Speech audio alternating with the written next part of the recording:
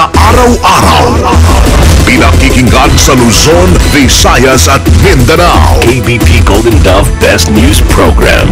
Mula sa Head News Center ng pinakamaraming himpilan at #1 na radio network ng bayan, RMN. Ito ang numero 1. RMN News Nationwide. RMN News Nationwide. Kasama ang KBP Golden Dove Best Newscaster, Weng de la Peña, at ang maasahang broadcaster, Buddy Oberas. RMN News Nationwide. RMN News Nationwide. Headlines. Ngayong umaga sa RMN News Nationwide. Inauguryang Camp Sumatra sa Zamboanga City na bawi na ng militar sa mga MNLF. Senador Juan Ponce Enrile asang itinuro ni Senador Miriam Defensor Santiago bilang utak ng pag-atake ng MNLF sa Zamboanga City. Pinag-initan ngayon sa pork barrel scam kaya gusto niya ma-distract ang atensyon ng publiko doon sa Mindanao. Malaking bahagi ng Central Mindanao nakaranas ng brownout sa magdamag dahil sa pag-atake ng mga armadong grupo. Senate Blue Ribbon Committee Chairman TG Ginggona umaming nakatanggap ng 50 milyong pisong dagdag pondo. Pero tinangging bayad sa pagpabor sa pag-impeach kay dating Chief Justice Renato Corona. I don't know anything about that letter, and if the issue is, was there any offer for the votes? Balitang negosyo, ang Department of Labor nagbigay ng tulong sa mga mangingisda ng oras Eastern Summer. At Bayong Dagat, isa sa mga miyembro ng teroristang grupong lumusob sa Nairobi, inilagay na sa red notice list ng Interpol. Buong pagsasarang boses ng balita. RMN News Nationwide. Ikaw ba ay tutungo ng Cagayan de Oro? For the best hotel accommodation, stay at the VIP Hotel because you are a VIP. Ang mga Pinoy daw po mahilig mag-extra rice. Totoo po yan. Kung masarap at malasa ang ulam. Talaga naman pong masarap sabayan ng maraming kanin. Tulad na lang ng Bingo Carne Norte. Bibingo po kayo dito dahil karneng-karne ang lasa. Malasa at mabango pa. Mapaparami po ang kain ng pamilya nyo dahil sa lasa nito. Bibingo din po kayo sa savings. Dahil ang supermarket SRP ng Bingo Carne Norte 100 grams ay 11 pesos and 95 centavos lang. Kaya bili na agad kayo ng Bingo Carne Norte. Bingo sa presyo, bango at lasa. Ang kaguluhan sa Zamboanga ay nagdulot ng ibayong paghihirap at pasakit sa mga mamamayan nito. Humigit kumulang sa 100,000 Zamboangueños ang nagsisiksikan sa 30 evacuation centers ang wala pang katiyakan kung kailan makakauwi matapos masunog ang humigit sa 1,000 mga tahanan. Zamboanga, hermosa, preciosa, perlita, orgullo de Mindanao. Mga kasama, ang RMN Network, radyo mo nationwide, sa pamamagitan ng 60 mga AM and FM station, 10 ng aming mga affiliate stations ay kumakatok sa inyong mga puso't damdamin na tulungan nating bumangon ang mga kababayan natin sa Zamboanga. Mission 2013, Zamboanga Crisis. Tutulong ako.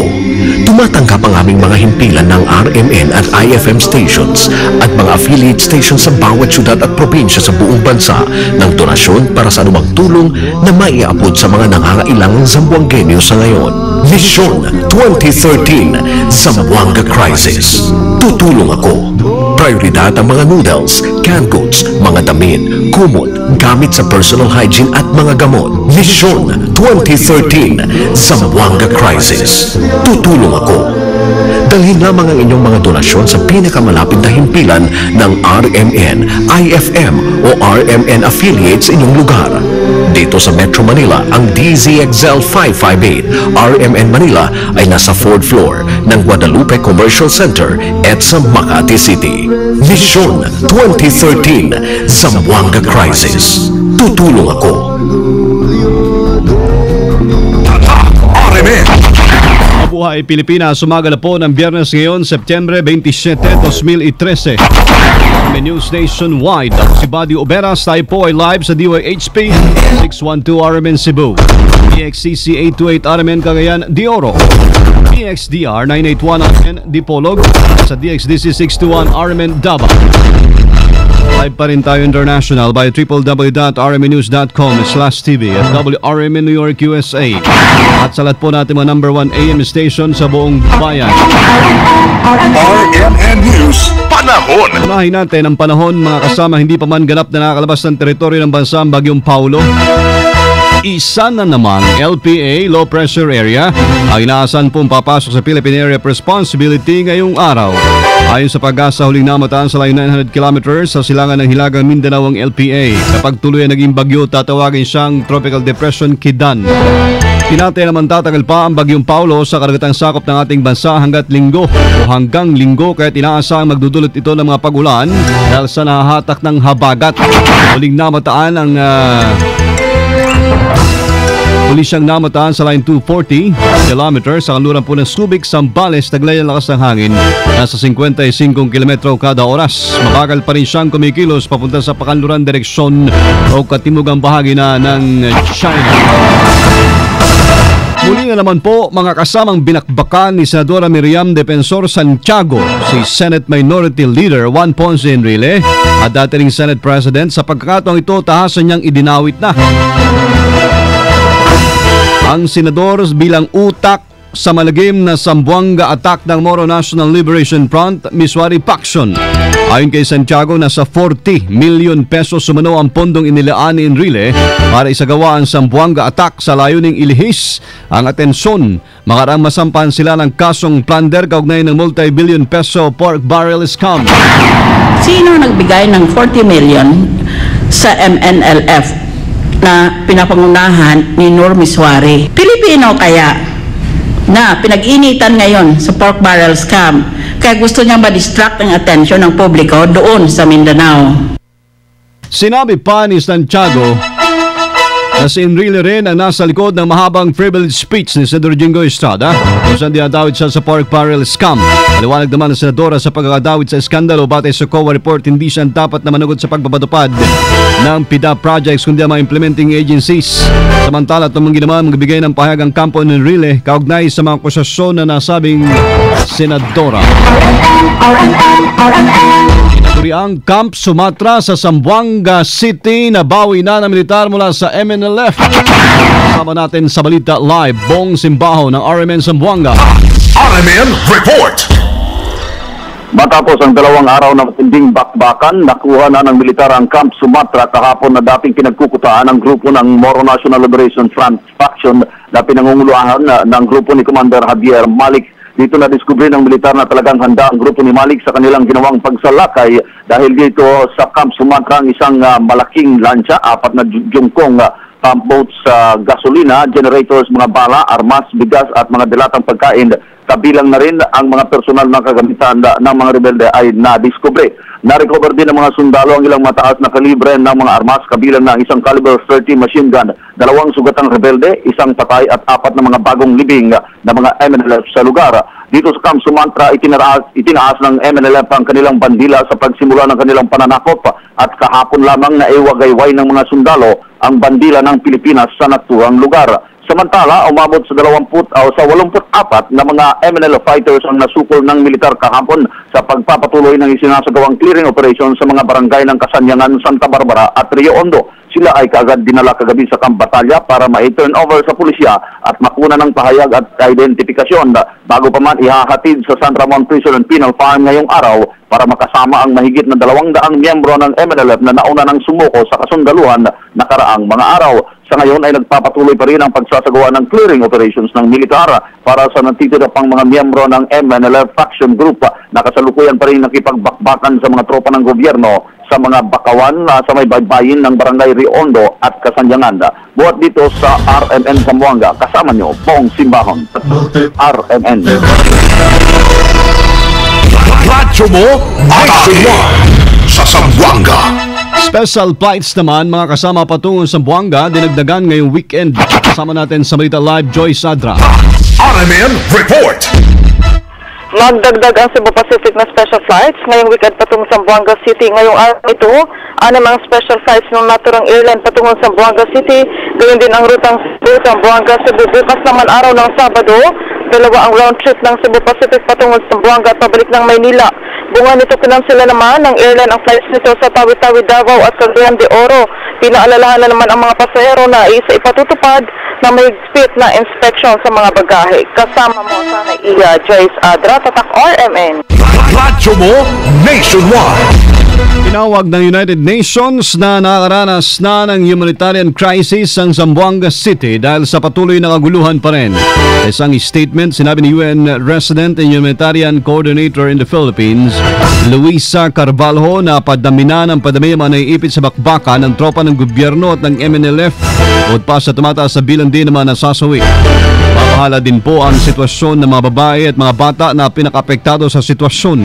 Ayon sa UN, umabot na sa 1,000,000 individual ang lumikas o 10% mula sa coastal area na lungsod kung saan namumugad ang mga rebelde. Nabatid pa na umabot na rin sa 173 ang nasawi sa ika-19 na araw na sigalot sa Zamboanga City.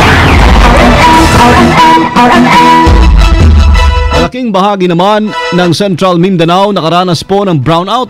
Ito'y sa magdamag dahil sa pag-atake pa rin ng mga armadong grupo.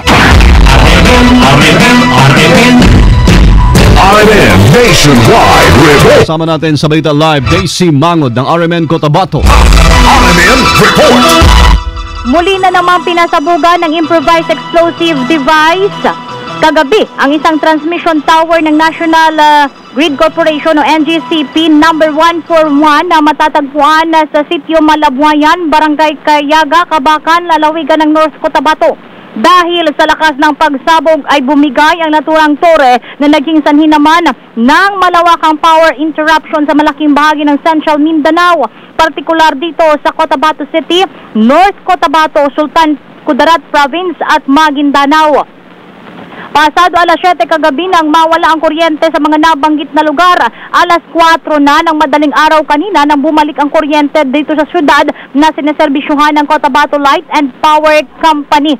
Ayon naman kay 6th Infantry Division spokesman Army Colonel Dixon Hermoso, sa panayam ng RMN Cotabato, ngayong araw ay pupunta sa pinangyarihan ng pagsabog ang kapulisan, kasundaluhan at EOD team upang imbestigahan ang insidente at upang malaman ang signature ng IED kung may kinalaman din ang grupo na nasa likod ng panibagong insidente sa mga naunang insidente ng pagpapasabog sa Torre rin ng NGCP sa North Cotabato. Kasama mo sa RMN Cotabato, Daisy Mangod, Tatak RMN. Radyo mo nationwide.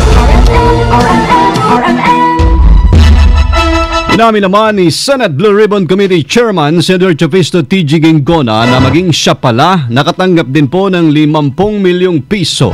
Malagdagang pondo ito matapos ang pagkakasibak sa pwesto kay dating Chief Justice Renato Corona. Ayon kay Gingona, natapos sa impeachment trial kay Corona buwan ng Mayo habang buwan naman ng Disyembre dumating ang nasabing pondo.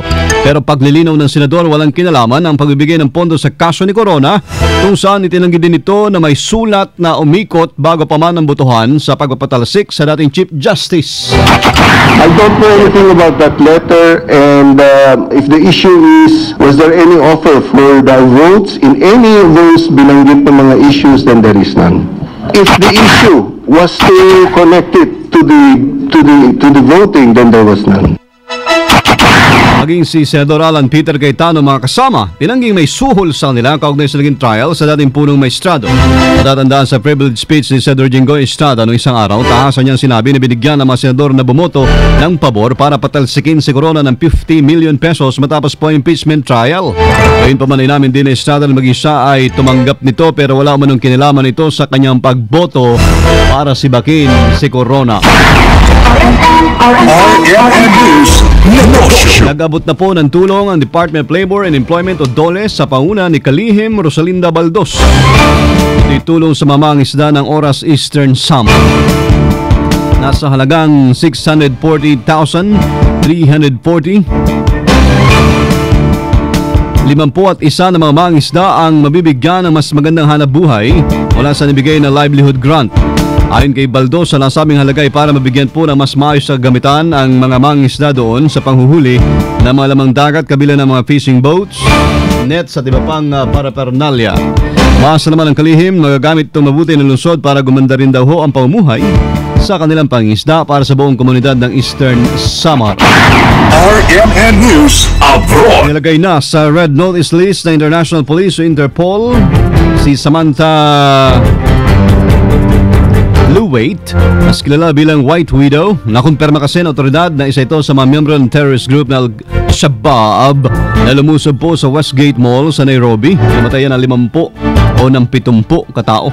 Napagalaman din ng asawa niya isa sa mga suicide bombers sa London terror attacks noong taong 2005. Tiniyak naman ng pamahalaan ng Kenya na alerto ang mga 911 members sakaling madakip ang nasabing suspect. Live po tayo makasama mula sa RMN News Center, Makati City, Metro Manila, Philippines. Inyong narinig ang RMN News Nationwide. Ngayon po umaga ito ng Biyernes na tayo, September 27, 2013. Mga taga General Santos.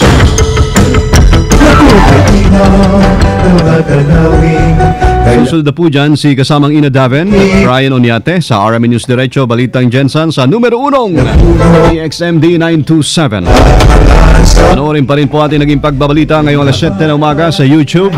Type lamang ang RMN News Nationwide. Thank you, Lord. Hindi po tayo nagkasama-sama. Salamat po sa inyo naging panahon, mga kasama.